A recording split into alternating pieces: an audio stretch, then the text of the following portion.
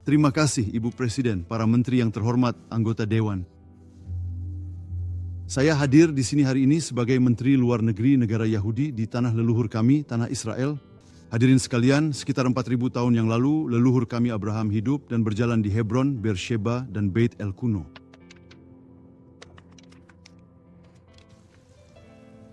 Lebih dari 3.000 tahun yang lalu, Raja Daud menetapkan Yerusalem sebagai ibu kota kami. Kehadiran Yahudi di tanah Israel bahkan selama masa pengasingan kami yang panjang tidak pernah terputus bahkan untuk satu hari pun. Dalam sejarah bangsa dan negara, ini mungkin merupakan kasus paling jelas tentang hak historis yang terbukti dan terdokumentasi dari suatu bangsa atas suatu wilayah. Sungguh menakjubkan ada begitu banyak kekuatan-kekuatan yang mencoba menggantikan kebenaran sejarah dengan kebohongan modern. Kebenarannya sederhana. Kami adalah masyarakat pribumi asli yang sah di seluruh wilayah tanah Israel sejak zaman dahulu. Temuan arkeologis di situs-situs kuno kita, termasuk kota Daud, tembok barat, Tanas, dan lainnya, menceritakan sejarah tanah kita. Pegangan kendi ini berasal dari kerajaan Yehuda, 2.700 tahun yang lalu. Ada cap Raja Yahudi di atasnya. Koin kecil ini, dari hampir 2.000 tahun yang lalu bertuliskan kebebasan untuk Zion. Ditemukan di padang gurun Yudea, koin ini dicetak pada tahun kedua dari pemberontakan besar Yahudi melawan Romawi. Bagaimana mungkin kehadiran Yahudi di tanah air kuno kami melanggar hukum internasional? Itu adalah kontradiksi dalam istilah. Pada tahun 1917, pemerintah Inggris mengeluarkan deklarasi Balfour yang bersejarah untuk membongkar kembali tanah air nasional bagi bangsa Yahudi di tanah kami, di tempat-tempat yang sama di jantung tanah leluhur kami.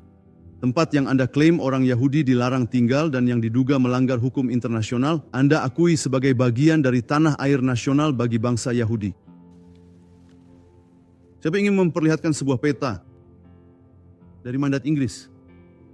Tapi saya akan memberi penjelasan terlebih dahulu untuk Menteri Luar Negeri Yordania yang saya tahu akan segera datang. Kami tidak memiliki klaim atas Transjordania. Saya ingin hal ini jelas. Tetapi, ini adalah peta deklarasi Balfour dari mandat Inggris. Di sini ada Yudea dan Samaria. Sebagian dari Anda menyebutnya tepi barat. Pada tahun 1921, Menteri Negara untuk urusan koloni saat itu, Winston Churchill, berkata saat berkunjung ke tanah Israel, sudah jelas benar bahwa orang Yahudi harus memiliki tanah air nasional dan di mana lagi itu bisa berada? Bisa. Tetapi di tanah ini, yang selama lebih dari 3.000 tahun telah mereka hubungkan secara intim dan mendalam, pada tahun 1922, pendahulu PBB, Dewan Liga Bangsa-Bangsa, menugaskan Inggris untuk membangun kembali tanah air nasional Yahudi. Ibu Presiden yang terhormat, kira-kira apa sajakah hal yang sebenarnya masih tersisa dari seluruh warisan tradisi sejarah yang sangat agung milik Balfour dan Churchill? Klaim-klaim dalam diskusi ini, seperti banyak diskusi lainnya, hanyalah contoh lain dari obsesi munafik terhadap keberadaan Yahudi di jantung tanah kecil kami. Klaim bahwa orang Israel tidak boleh tinggal di Yudea dan Samaria tidak hanya bertentangan dengan hukum internasional dan deklarasi Balfour Inggris sendiri. Itu adalah pandangan yang secara moral menyimpang. Bagaimana mungkin orang Yahudi diizinkan tinggal di London, Paris, atau New York, tetapi tidak di tempat lahir peradaban kami sendiri, Yerusalem kuno yang Anda sebut Yerusalem Timur, Shiloh, Hebron, dan Beit El? Ibu Presiden, ini adalah negara kami. Ini bukan 30.000, 13.000 kilometer dari negara kami, seperti Kepulauan Falkland yang oleh Argentina disebut Kepulauan Malvinas, sebuah sengketa yang hingga hari ini belum Anda selesaikan dengan Argentina. Hadirin sekalian, kesepakatan abad ini Presiden Trump tahun 2020 menegaskan bahwa komunitas kami di Yudea dan Samaria akan tetap utuh dalam perjanjian permanen apapun. Akan ada perdamaian suatu hari nanti. Perdamaian itu tidak akan tercapai dengan memindahkan orang dari rumah mereka, baik Yahudi maupun Arab, tidak satu pun dari mereka. Gagasan bahwa komunitas Yahudi adalah penghalang perdamaian sungguh keterlaluan. Hal itu tidak sesuai dengan realitas saat ini maupun masa lalu di Yudea dan Samaria. Dengan segala hormat, kami tidak akan mengorbankan warisan, keamanan, dan masa depan kami hanya demi meredakan kesulitan politik dalam negeri negara lain. Israel menandatangani perjanjian Oslo, dan yang didapat adalah intifada berdarah berupa serangan bunuh diri. Israel secara sepihak menarik diri dari Gaza pada tahun 2005. Kami membongkar komunitas kami, pangkalan militer kami, bahkan makam-makam kami. Yang kami terima adalah negara teroris terbesar di dunia di Gaza dan pembantaian 7 Oktober. Kapan kalian akan mengerti? Kami tidak akan mempertaruhkan keberadaan kami sendiri. Para anggota yang terhormat, otoritas Palestina yang dibentuk berdasarkan perjanjian Oslo secara terang-terangan melanggar perjanjian-perjanjian yang menjadi dasar pendiriannya. PA berkomitmen untuk memerangi teror dan hasutan, namun kalian tidak akan menemukan teroris di penjara-penjara itu. Selain itu, otoritas Palestina memberlakukan kebijakan upah yang menyimpang, memberikan gaji kepada para teroris dan keluarga mereka. Mengapa tidak ada satupun dari kalian mengatakan sesuatu tentang hal itu? Siapapun. Departemen Luar Negeri Amerika Serikat melaporkan kepada Kongres bahwa PA berkomitmen untuk membayar lebih dari 200 juta dolar dalam bentuk gaji kepada para teroris. Pada tahun 2025 saja jumlahnya jauh lebih besar dibandingkan tahun 2024. Beberapa minggu yang lalu, Abbas memecat Menteri Keuangannya untuk mengalihkan kesalahan kebijakan bayar untuk membunuh kepadanya. Namun Menteri Keuangan yang baru mengakui seminggu yang lalu bahwa kebijakan bayar untuk membunuh akan tetap berlanjut meskipun mereka mengalami kesulitan keuangan.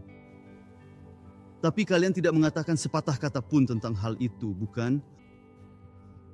Otoritas Palestina terus menghasut kebencian terhadap Yahudi dan Israel di buku pelajaran, sekolah, dan taman kanak-kanak. Lewat topeng dan media. Peta ini sebuah rekaman video dari sekolah dasar Palestina di Hebron menampilkan sebuah gambar tengkorak yang diletakkan tepat di atas kawasan pemukiman komunitas Yahudi. Tengkorak. Apa pesan untuk anak-anak? Inilah nasib yang mereka rencanakan untuk orang Yahudi. Otoritas Palestina sama seperti Hamas mencuci otak generasi penerus agar membenci orang Yahudi. Di bawah otoritas Palestina terjadi penghancuran sistematis terhadap situs-situs suci dan arkeologis. Warga Palestina menggunakan traktor untuk merusak situs Alkitab di Gunung Abel. Anda mungkin sudah mengetahuinya dari Alkitab. Penghancuran secara sistematis. Tidak ada sepatah kata pun tentang hal itu. Tapi inilah sejarah tanah ini. Mereka sedang menghancurkan. Orang-orang Palestina mengalihkan air dan melakukan pelanggaran lingkungan untuk merugikan warga kami. Dan Anda bisa melihatnya di sini. Pembakaran limbah di wilayah Palestina dengan sengaja mencemari udara dan membahayakan kesehatan penduduk di kota-kota Israel terdekat. Badan ini mengklaim sebagai pelindung lingkungan. Di mana suara kalian? Hampir 300 bangunan didirikan setiap bulan hanya pada tahun 2025 oleh warga Palestina di area C. Pembangunan ilegal secara besar-besaran. Ini adalah pelanggaran terang-terangan terhadap perjanjian kami. Namun kalian tidak mengatakan sepatah kata pun tentang hal itu. Kecaman hanya ditujukan untuk pembangunan yang ditujukan bagi komunitas Yahudi. Berapa banyak dari kalian yang mengecam hukuman mati rasis dari otoritas Palestina bagi siapapun yang menjual properti kepada orang Yahudi? Apakah kalian percaya bahwa di tahun 2026 masih ada hukuman mati bagi yang menjual properti kepada orang Yahudi?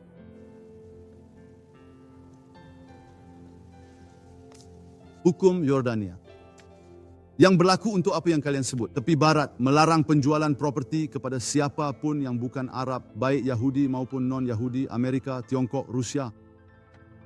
Berapa banyak dari kalian yang mengecam keputusan kabinet Israel minggu lalu untuk membatalkannya? Benarkah kalian percaya bahwa undang-undang rasis seperti ini seharusnya masih ada di tahun 2026? Pilihan apa yang kami miliki selain memperbaiki ketidakadilan yang menyimpang ini? Dengan mewujudkan kesetaraan dan transparansi dalam transaksi properti di Yudea dan Samaria. Apakah ini aneksasi? Keputusan kabinet kami juga melindungi hak milik warga Israel dan Palestina secara setara.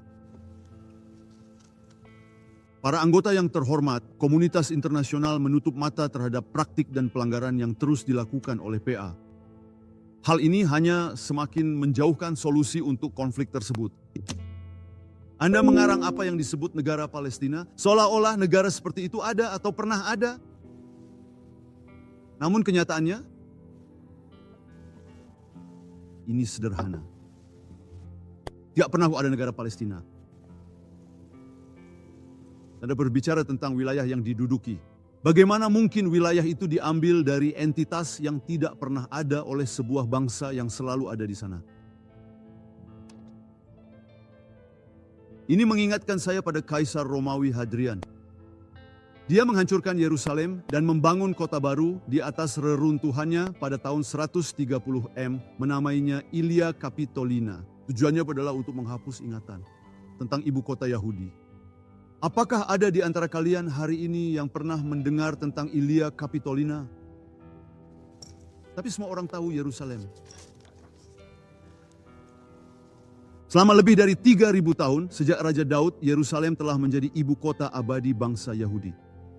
Dan akan tetap seperti itu selamanya. Yerusalem Barat adalah Yerusalem.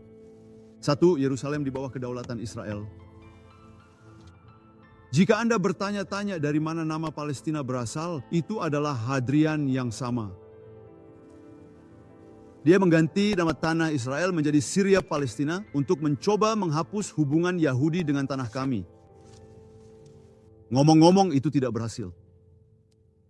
Fakta lainnya, hanya kedaulatan Israel atas Yerusalem yang menjamin kebebasan beribadah bagi ketiga agama tersebut. Yahudi, Kristen, dan umat Islam.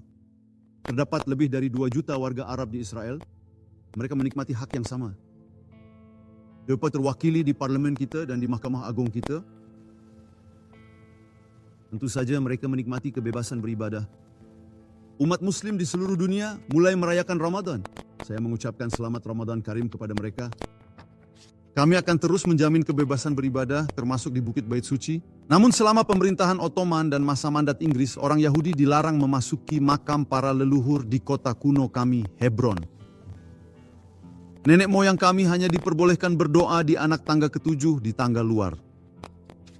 Di Yaman saat ini, umat Kristen dilarang menjalankan keyakinan mereka secara terbuka. Rezim Iran menganggap gereja rumah sebagai ancaman terhadap keamanan nasional. Tidak sepatah kata pun tentang negara-negara ini.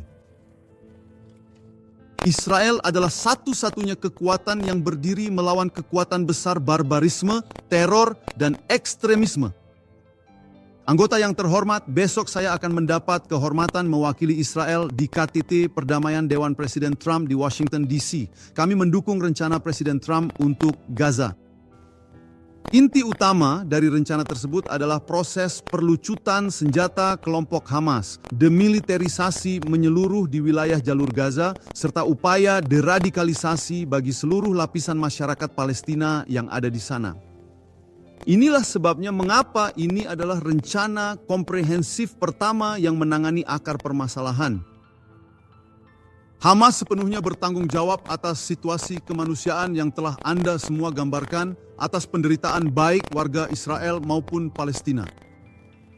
Namun anggota dewan ini terus-menerus menyerang Israel secara obsesif tanpa ada kaitan dengan kenyataan. Bahkan ketika, seperti yang dikatakan Duta Besar Amerika, lebih dari 4.200 truk per minggu masuk ke Gaza. Pernyataan harus terhubung dengan kenyataan dan faktor-faktor yang membentuknya. Saya tertinggi Anda semua dengan jujur bertanya pada diri sendiri, mana yang lebih berdampak? Pertemuan PBB ini atau KTT besok?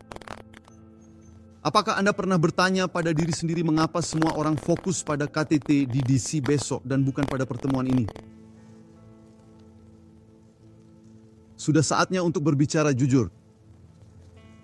Rakyat Palestina berada di garis depan perang Islam radikal untuk melenyapkan Israel. Hal itu tidak pernah berubah. Dan jangan salah, Barat adalah target berikutnya. Sudah saatnya untuk menghentikan pendekatan yang sepihak dan tidak seimbang. Saya menyerukan kepada PBB untuk segera sadar sebelum kehilangan sisa-sisa pentingnya, pengaruhnya, dan statusnya. Terima kasih.